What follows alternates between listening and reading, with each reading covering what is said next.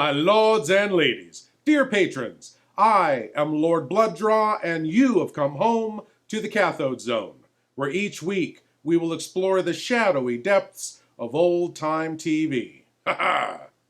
And tonight our own beloved Boris Karloff returns, not only as a host, but also as the star of this mysterious tale. Tonight, from the dim, distant year of 1958, comes a long-promised episode of The Veil, entitled Food on the Table. On an earlier episode of the Cathode Zone, we featured a story from the show Telephone Time, entitled The Vestris, also starring Mr. Karloff. That show served as a backdoor pilot for The Veil, a backdoor pilot being an episode of an existing series that is meant to launch a whole new TV series. I'll have more info for you on this series and its short, unfortunate history later in the show. But now, let's get into part one of Food on the Table from The Veil.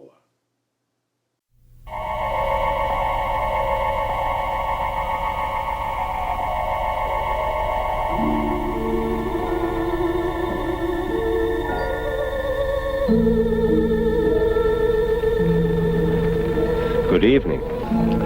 Tonight, I'm going to tell you another strange and unusual story of the unexplainable which lies behind the veil. Tonight's story was developed from a report contained in the files of the Gloucester Historical Society. Like many others which I have come across in the course of my research, it involves happenings of which we've long been aware, but for which there are no satisfactory explanations. Captain John Elwood of Gloucester, Massachusetts, had been a long time at sea, but his first thoughts were not of his wife and his home. If they had been, perhaps none of this would have happened.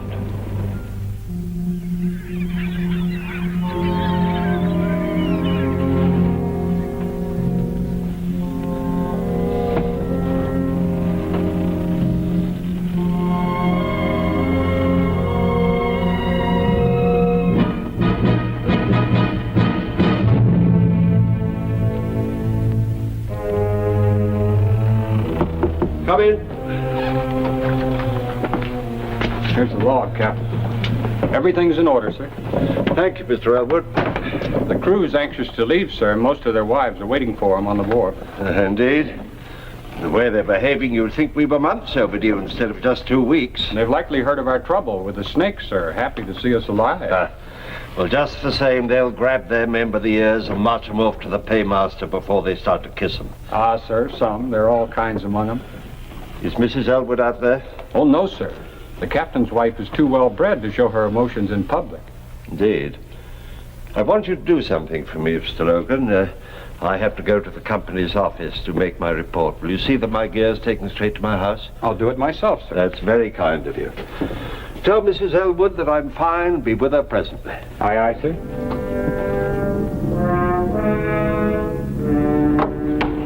Just put it anywhere here, Mr. Logan. I do appreciate your coming. I was so worried, what with the hurricane and reports of the plague. Oh, it wasn't the plague, ma'am. Oh? Well, just a lot of poisonous snakes that came aboard while we were in Florida.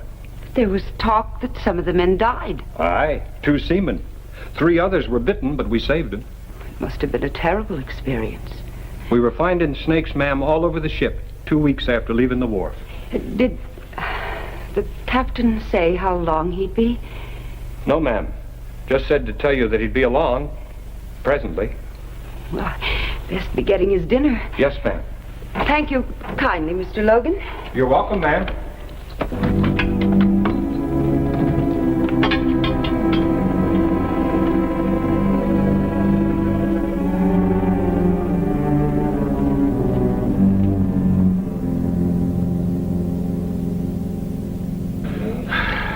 Good to be back, Barney.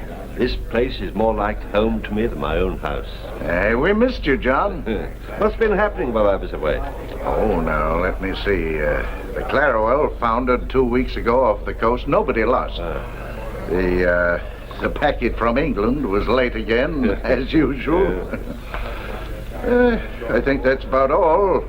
Things have been fairly quiet. Say, how about those snakes, John? When are you going to tell us about them? As soon as I get something to wash the salt out of my throat. Oh, yes. Bessie! Coming! Coming!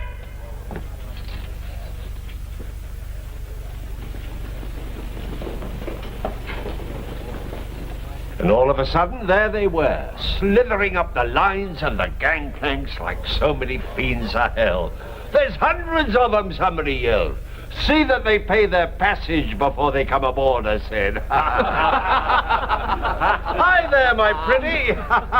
You're the one I've missed the most since I went away. You ought to be ashamed, taking such liberties, and you a married man. Well, if I weren't married, would you still object? Ask me no questions and I'll tell you no lie.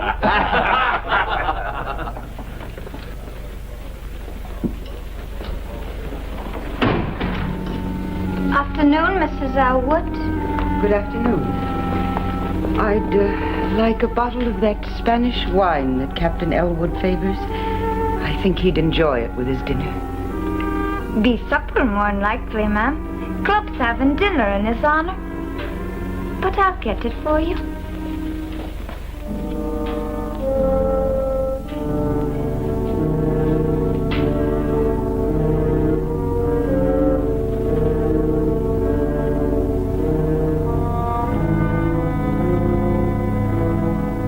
Nobody would have been hurt, but some of the fools tried stamping on the snakes with their bare feet.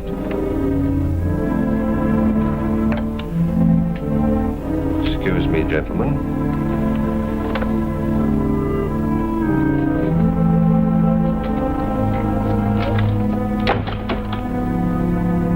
Are you by any chance spying on me? Oh, no, John. I only came... I know why you came. Go home and expect me when you see me.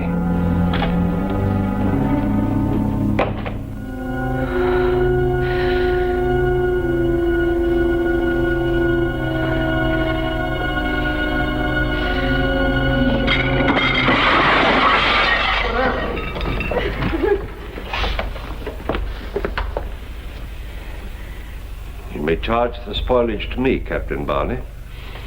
My apologies, gentlemen. Shall we go home now, dear?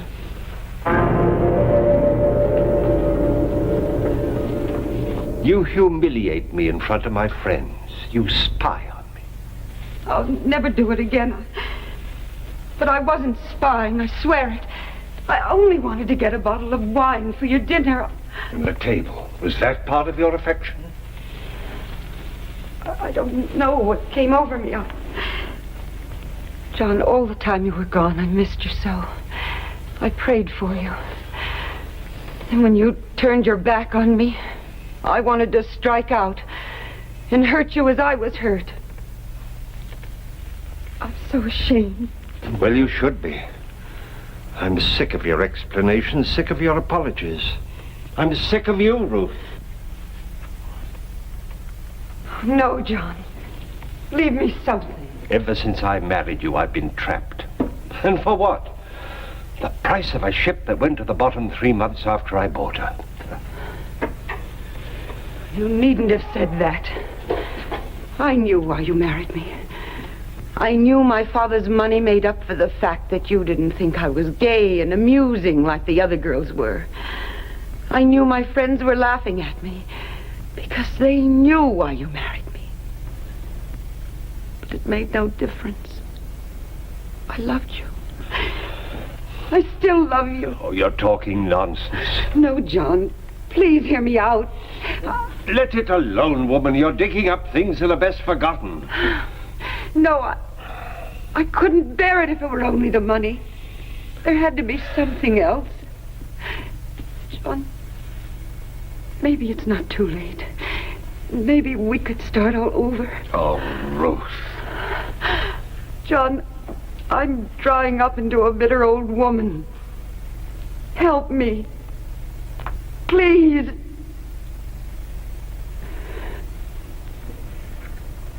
I'll unpack your things.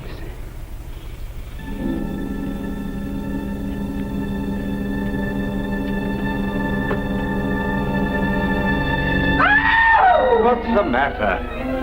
A snake! It ain't get me! What? Oh.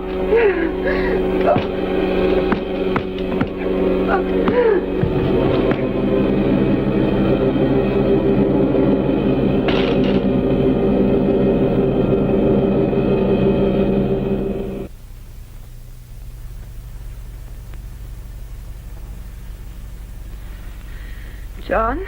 It's all right, Ruth. The snake. He's dead. I killed him. So I've taken care of your hand, and the doctor will be here soon. I don't think we'll need him, though. I'm sure I got all the poison out. You saved my life. Well, there wasn't much else I could do. You could have let me die. Why didn't you? Don't be foolish. But you could have. And if you had, you'd be free. No more arguments. No more trouble. You could do as you pleased. But you didn't. You saved my life.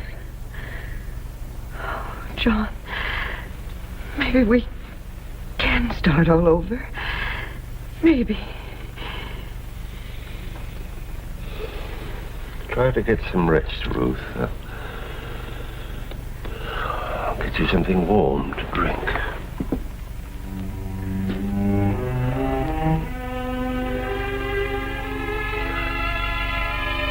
Hey, it's a lucky thing you were home, John. Snake bite's a terrible way to die. Well, she's much better now, and the doctor says with a little rest she'll be just as good as new. Hey, you're thankful for that, I'll wager. Oh, I can't wait to sail again. Always more trouble ashore than when you're at sea. And I can't make any money just sitting here, much as I like it. Speaking of money, here's something that'll make you sit up and take notice. The widow Smith got a letter from London this morning. Seems an uncle died and left her £20,000.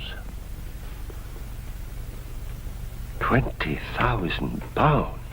Hey, he'll be a lucky man that gets her. He could buy any ship in the harbor with that. Too bad you're already married, John. You know, I always had a sneaking suspicion that she was partial to you. Well, drink up and let's have another one on the house. Hey, you're not still thinking of that money, are you? Oh. It won't do you any good. You got one wife too many. Come on, have another drink. Oh, thank you, Barney. I don't think I will. I'm going to get back to Ruth.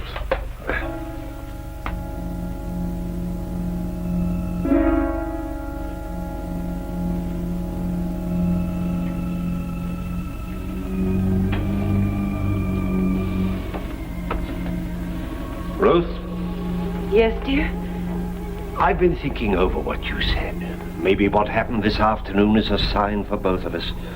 We will make a fresh start. Oh. By Harry, I'm going to take you with me on the next voyage. I'll fix it all up with the owners in the morning. Oh, John, I love you for the thought. Are you sure you want me to come along? Why, of course I do. Oh, I've been very selfish about the whole thing. Seeing new places, doing new things, and you've just been left alone here in this old house. No wonder you were unhappy. Oh, no, it's not that at all. I love our house. Well, you want to come with me, don't you? Yes, of course I do. But I warn you, I'm not very good on boats. Huh? I get sick. Oh, nonsense. Couple of days at sea and you'll be just like a regular old sailor. Besides, I want you to come. John, you won't be sorry. From now on, things will be different. Yes.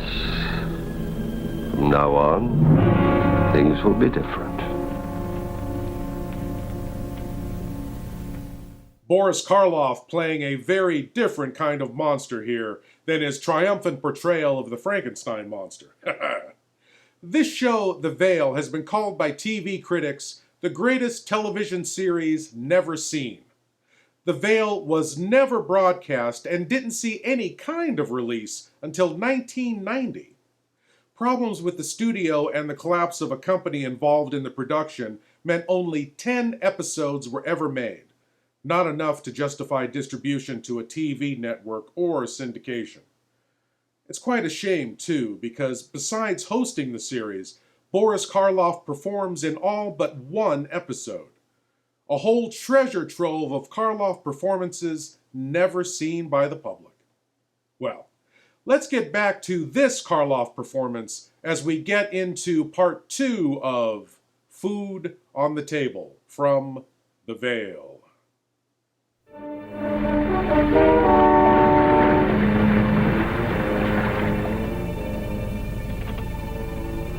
Have the carpenter repair the after-deck ladder before somebody breaks his neck. Aye, sir.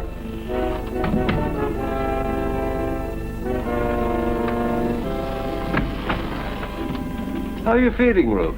I'm much better, John. Good. I'm better. Good. The cook's made you some more of his specialty.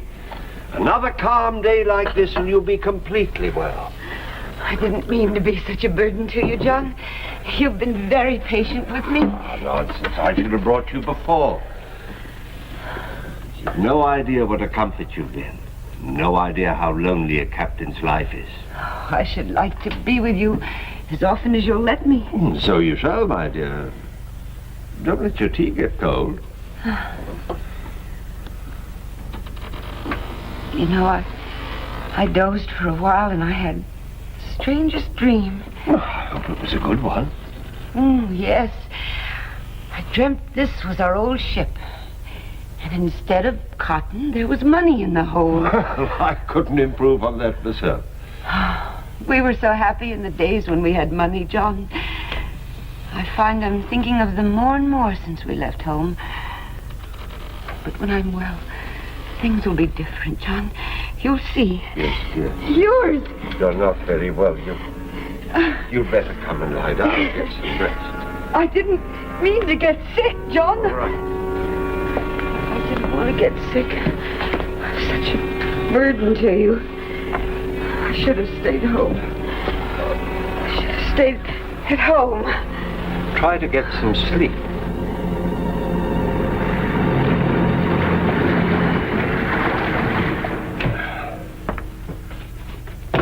You asked me to see you after my watch, sir. Yes, I did, Mr. Logan. Frankly, I'm very worried about my wife's illness. You've always been handy around the sick, and, well, frankly, I thought maybe 2 heads be better than 1. Yes, sir. I wondered if you'd take a look at Mrs. Elwood, too. I'd be glad to do anything for the missus, sir, if I can. Good.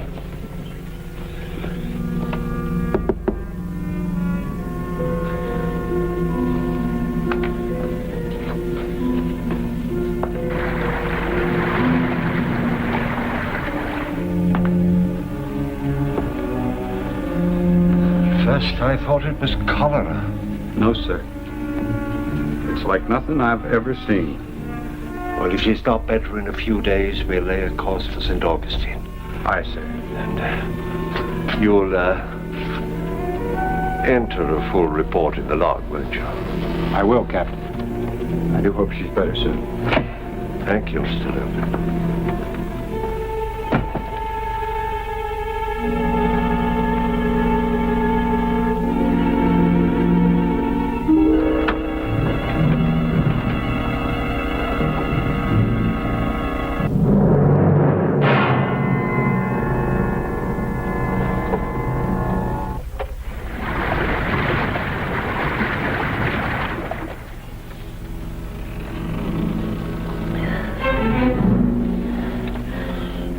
How are we to St. Augustine, John? We hit some rough weather during the night. Slowed us up. Rough weather? I didn't even feel it. You were unconscious, I'm afraid. We must get there soon, John. We will, dear, we will.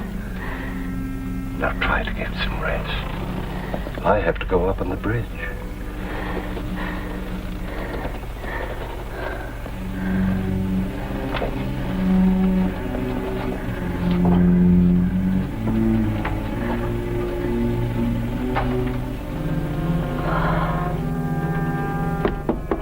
Captain Elwood.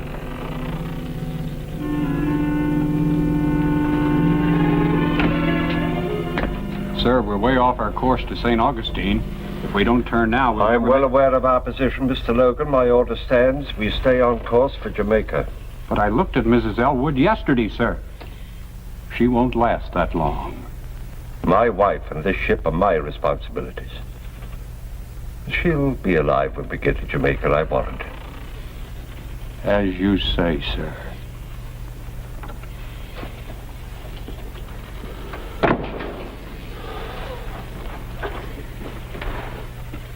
Get back in there.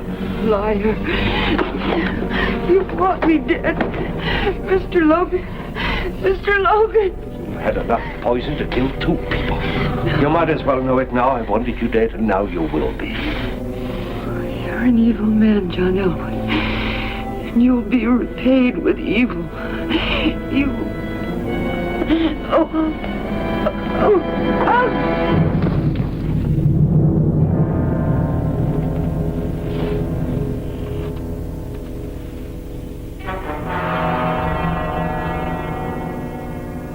John, you can't spend the rest of your life in mourning. You got too many good years ahead of you.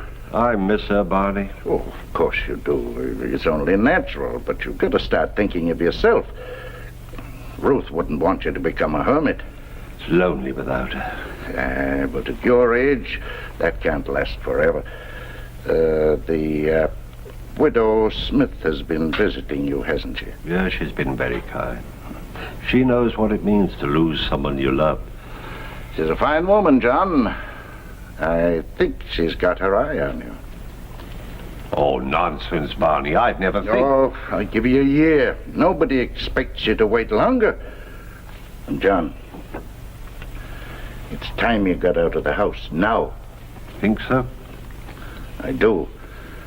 We're having supper tonight in honor of a new member. Your old first mate, Logan. You've got to come, John. He'll be expecting you. Oh, I don't know. I'm giving you orders. Now stop acting like a lost puppy. All right, Barney, if you say so. I do, sincerely. Now it's time for me to get back to the club.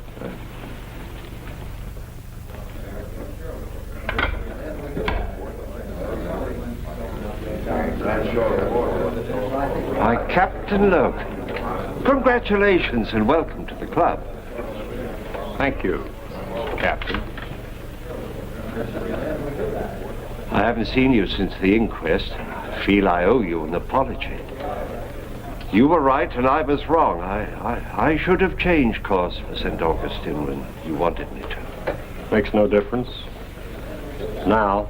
But it might have, and you were trying so hard to help her, you almost gave me the impression at times that you thought I wanted her to die. Gentlemen, the food is on the table, gentlemen. Clumsy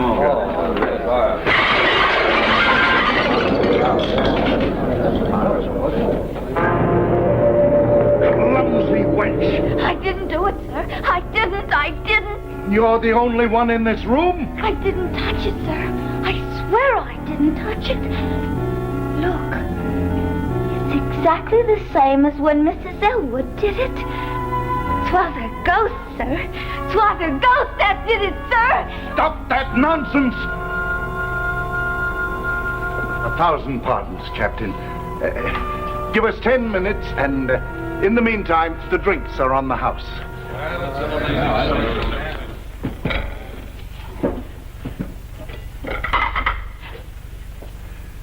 Now, get out, both of you.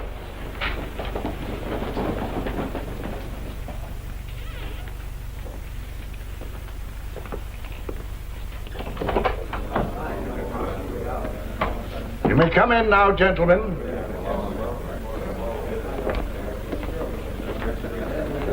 Twas the girl did it, gentlemen. Saints preserve us. 'Twas her ghost. Her ghost. No. No. You fools, are you frightened by a superstitious servant girl? Barney Logan, help me, I'll show you it's nothing.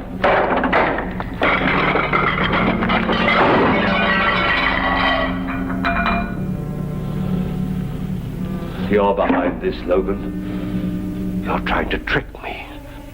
Trick you into what, Captain? You think I killed her. You're trying to trick me into saying that I did. No, I didn't. I swear I didn't. I swear I didn't. Captain Elwood, I think you'd better leave.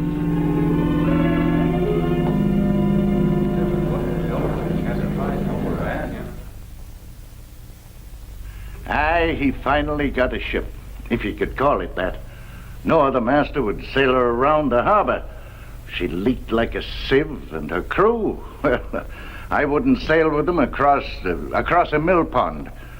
But 'twas all Elwood could get, so he took her. Captain Barney. Gentlemen, have you heard? It's the Coberly. That's Elwood's ship. Aye, her crew's just been brought into the harbor. What happened? Nobody knows. They say that the weather was fair and the sea was calm, and suddenly she just broke up. But her crew was saved. Aye. All of them, all except Captain Elwood. It's retribution. The devil has claimed his own. Gentlemen, the food is on the table.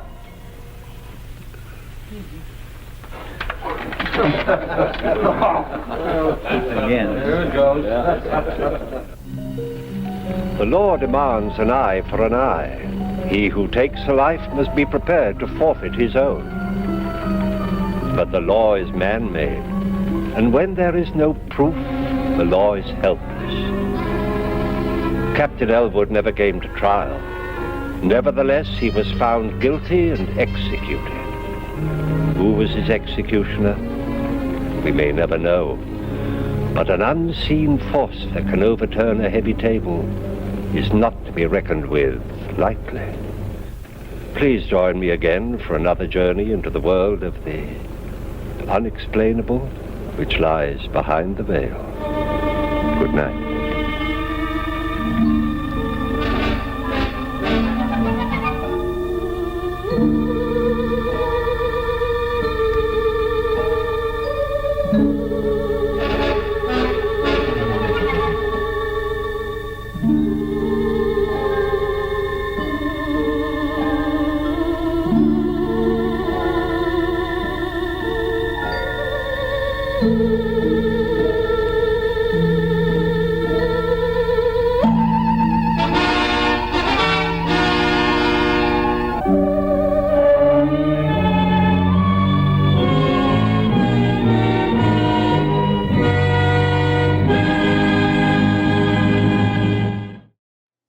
The Veil, had it gone on to be broadcast, would have been Boris Karloff's first hosting role. Who knows how long the show could have run? On the bright side, had this show run for a few seasons, then we would never have had Mr. Karloff's much more well-known show, Thriller, which aired 2 years after the Veil episodes were produced in 1960. We'll have more episodes of this rare series in the future here in the Cathode Zone. But for now, I hope you'll join me again next week, dear patrons, as we tour the dark depths of what TV used to be. Ha ha! As always, I am Lord Blood-Rah saying, you're always at home in the Cathode Zone.